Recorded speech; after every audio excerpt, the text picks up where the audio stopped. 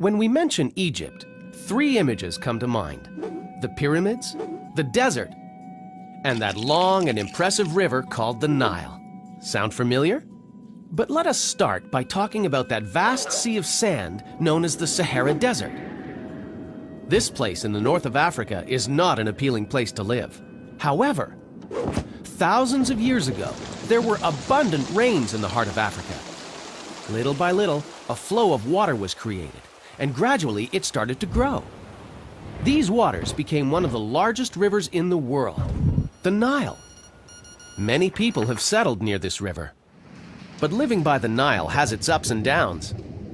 In the wet season, the Nile grows so much that all lands around it are flooded. But when the water retreats, the land is ideal for farming, since the riverbed has fertilized the surrounding soil. Thousands of years ago, people that had been nomads started building their homes around the Nile.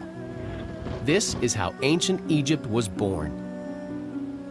The Egyptians learned how to grow crops on rich and fertile land. The food was plentiful. This meant that instead of traveling in search of food, the Egyptian people could stay in one place, farming all the food they needed. You had to search for food all the time, Mommy? Yes, but not anymore, honey. The Egyptians were very clever in using the flooding of the Nile to their benefit. They invented an irrigation system which let them grow even more crops. Jobs such as surveyor were invented. Like modern-day engineers, surveyors measured lands and planned how to build the irrigation canals and many other things. The surveyors started to use mathematical calculations to help them plan. Later, this understanding of math would help the Egyptians build great works. The Nile brought the Egyptians another amazing benefit: trade. The crops, food, and other goods the Egyptians produced were put on boats and sold up and down the Nile. Soon, the river became a large highway where goods and peoples traveled, trading with each other, which made the Egyptians quite wealthy.